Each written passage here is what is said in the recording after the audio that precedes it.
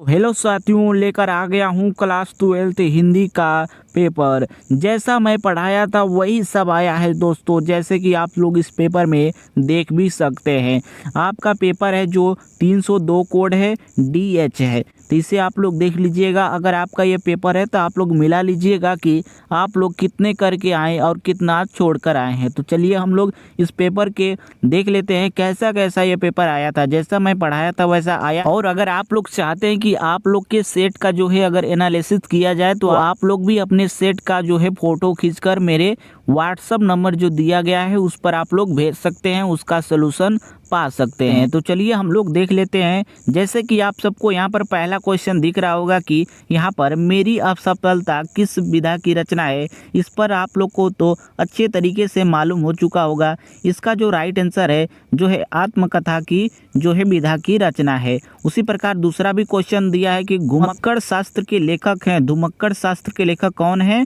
राहुल संस्कृत्यायन जी हैं। कौन है? राहुल संस्कृत्यायन जी थे। जैसे कि मैं इसको आप लोग को बहुविकल्पी प्रश्न में तो बताया ही था। उसके बाद तीसरा नंबर क्वेश्चन कर रहा है कि निम्नलिखित में से कौन सा उपन्यास जैनेन्द्र द्वारा लिखा गया है। तो इसका भी देख लीजिए। इसका भी कौन सा है? सुनीता है। क्या है? सुनीता है, जैनेन्द्र द्वारा लिखा गया उपन्यास। उसके बाद अगले क्वेश्चन को देख लीजिए कि ब्राह्मण पत्र का संपादक किया था। ब्राह्मण पत्र का संपादक कौन किया था?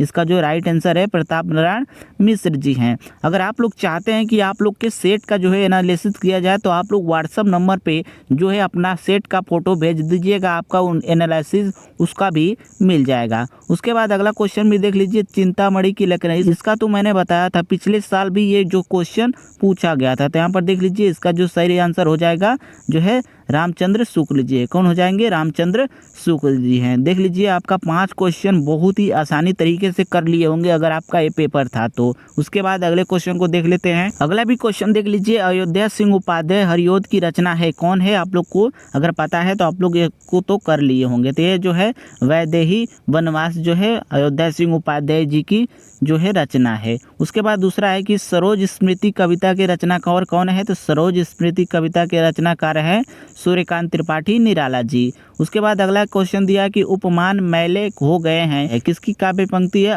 अज्ञेय जी की। किसकी है? अज्ञेय जी की। उसी प्रकार अगला क्वेश्चन है कि एकांतवासी योगी किसकी रचना है? एकांतवासी योगी किसकी रचना है? आप लोग को अगर पता है तो आप लोग कमेंट बॉक्स में जरूर बता दीजिएगा। और इसका जो है श्रीधर पाठक जी है। श्रीधर पाठक जी है। उसी प्रकार अगला क्वेश्चन देखते हैं। अगला क्वेश्चन है, यहाँ पर ध्यान से देख लीजिए कि क्वेश्चन कर रहा है कि हिंदी काव्य के किस काल खंड को स्थूल के प्रति सूक्ष्म का विद्रोह कहा गया है? तो देख लीजिए ये भी छायावाद है। किसका है? छायावाद है।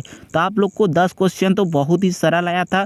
अगर आपका ये पेपर था तो आप लोग आसानी से इसे कर लिए होंगे। आपका तीसरा नंबर क्वेश्चन दिया गया था कि गद्यांश लिखिए। अगर आप लोग इसे पढ़कर पढ़ कर गए होंगे तो आप लोग आसानी से इसे लिख पाए होंगे। उसी प्रकार अगला भी क्वेश्चन देखिए कि ये अथवा में दिया था। अगर वो आपको नहीं आ रहा होगा तो इसे आप लोग कर लिए होंगे क्योंकि बहुत ही सरल है। इसका भी मैंने गद्यांश का जो है एनालिसिस करा दिया था।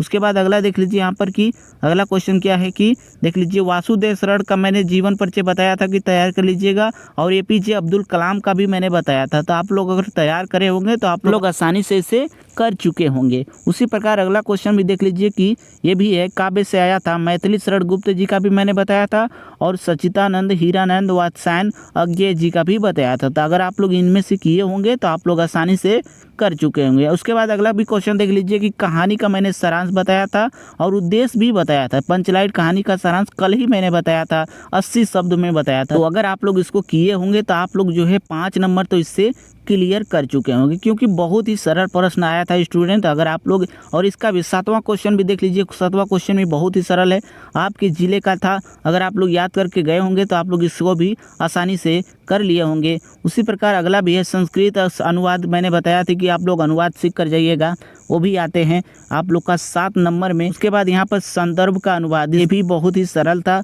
अगर आप लोग पढ़े होंगे तो आप लोग आसानी से कर लिए। उसके बाद 10वां नंबर क्वेश्चन देखिए, ये भी थोड़ा नया है, ये पहली बार पेपर में आया है क्योंकि संधि विच्छेद और जो है विभक्ति वचन कट गया था तो इसलिए ये क्वेश्चन जो है नया आया है। तो अगर आप लोग इसको पढ़कर इसका जो 3 आंसर है इसको देना होता है। ये जो पंक्तियाँ दिया है गद्यांश, ये जो गद्यांश दिया है इसको पढ़कर इसका उत्तर दिया था, अथवा में भी दिया था। तो अगर आप लोग इसको अच्छे तरीके से पढ़कर आंसर दिए होंगे तो आप लोग आसानी से नंबर पा लिए होंगे। उसके बाद यहाँ पर शब्द युग में देख लीजिए कि अनिष्ट और अनिष्ट का क्या होगा, आप लोग यहाँ पर ध्यान से देख लीजिए। आपका पहला जो है इसका राइट आंसर होगा, क्या होगा, पहला हो जाएगा बुरा और निष्ठा रहित। क्या हो जाएगा, बुरा और निष्ठा रहित। उसके बाद अगला क्वेश्चन है कि मात्र और मातृ का क्या हो जाएगा, यहाँ पर केवल और माता हो जाएगा। क्या हो जाएगा, केवल और माता, क्योंकि बहुत ही सरल आया था क्वेश्चन। अगर आप लोग अच्छे तरीके से पढ़ाई किए होंगे तो आप लोग आसानी से कर लिए होंगे। यहाँ पर अगला क्वेश्चन है कि निम्नलिखित शब्दों में से किसी एक शब्द को दो अर्थ लिखिए। देखिए यहाँ पर सीखा का मैं कल बताया था, कल मैंने जो है प्रीवियस ईयर के पेपर में ही सीखा का मैंने बताया था।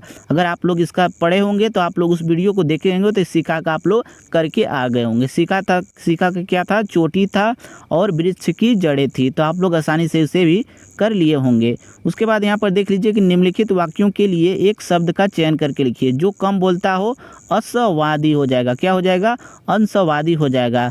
उसके बाद यहाँ अगला देख लीजिए कि जो बूढ़ा न हो अजर हो जाएगा। जो बूढ़ा न हो क्या हो जाएगा, अजर हो जाएगा। उसी प्रकार अगले क्वेश्चन को देखते हैं। अगला क्वेश्चन यहाँ पर ध्यान से देखिए कि निम्नलिखित में से किन्हीं दो वाक्यों के शुद्ध करके लिखिए। क्या करा है कि निम्नलिखित में से किन्हीं दो वाक्यों को शुद्ध करके लिखिए। पहला दिया है कि मैं अनेकों बार दिल्ली जा चुका हूँ, तो इसका जो शुद्ध वाक्य हो जाएगा, मैं अनेक बार दिल्ली जा चुका हूँ, ऐसे हो जाएगा। सीता ने पुस्तक लिखा, इसका हो जाएगा शुद्ध वाक्य, सीता ने पुस्तक लिखी। गमला मेज पर रखा है, मेज पर गमला रखा है, ऐसे आपको लिखेंगे तो आपका ये भी शुद्ध हो जाएगा। 2 नंबर इससे भी आपको मिल जाएगा। उसी प्रकार यहाँ पर देख लीजिए व्याकरण से आया था यहाँ पर कि करुण रस और शांत रस। करुण रस की परिभाषा में बताया था, अगर आप लोग पढ़ के गए होंगे तो उसे आप लोग कर लिए होंगे। अनुप्रास अलंकार और उत्प्रेक्षा अलंकार, अनुप्रास अलंकार और उत्प्रेक्षा अलंकार का लक्षण और उदाहरण भी बताया था, तो आप लोग अच्छे तरीके से पढ़े होंगे तो आप लोग इसको भी कर लिए होंगे। उसके बाद अगला क्वेश्चन देख लीजिए कि चौपाई अथवा दोहा का छंद लक्षण उदाहरण सहित लिखिए। चौपाई अथवा दोहा का छंद जो है आपको लक्षण उदाहरण सहित लिखने को आया था, ये भी मैं कल कराया था आपका, ये भी मैं कल कराया था। उसके बाद अगला क्वेश्चन है, यहाँ पर ध्यान से देखिए कि बैंक प्रबंधक को शिक्षा ऋण हेतु आवेदन पत्र संबंधित पत्र लिखिए। इस पर भी मैं कल कराया था, इसे भी आप लोग आसानी से इसे भी कर चुके होंगे क्योंकि ये बहुत सरल था। इस पर मैं कई बार वीडियो इस पर बना चुका हूँ। उसके बाद अगला क्वेश्चन है, यहाँ पर देख लीजिए कि निबंध से आया था कि निम्नलिखित विषयों में से किसी एक पर अपनी भाषा शैली में निबंध लिखिए। पर्यावरण संरक्षण महत्व, पर्यावरण प्रदूषण पर मैं बताया था कहानी, आप लोग को अच्छे तरीके से अगर आप लोग लिखे होंगे तो आप लोग उसे आसानी से कर लिए होंगे। और कुछ इसमें नया दिया है जैसे कि राष्ट्रीय शिक्षा नीति 2020 दिया है, थोड़ा नया आ गया है। साहित्य और समाज का संबंध भी आ गया है। पेपर तो थोड़ा सरल ही था, लेकिन आप लोग अगर पढ़ के गए होंगे तो आप लोग आसानी से इसे कर चुके होंगे। अगर आप लोग इसे अच्छे तरीके से करे होंगे तो आपको जो है 90 से 95 नंबर तो आसानी से ला पाएंगे। तो चलिए, इसका तो आप लोग जो भी किए होंगे, लेकिन आपको आगे तैयारी करनी है। अगर आपको इसको देखकर अगर तैयारी छोड़ देंगे तो आपको जो है बहुत ही अच्छी बात नहीं है, इसलिए आप लोग इसको छोड़िए। आप लोग जितना किए हैं, आपका जो है पेपर रिजल्ट आएगा तो समझ में आ ही जाएगा कि आप लोग कितने नंबर किए हैं। तो चलिए आगे बढ़िए और अपना अगले विषय की तैयारी कीजिए। तो चलिए हम लोग अगले वीडियो में किसी अगले टॉपिक के साथ मिलते हैं।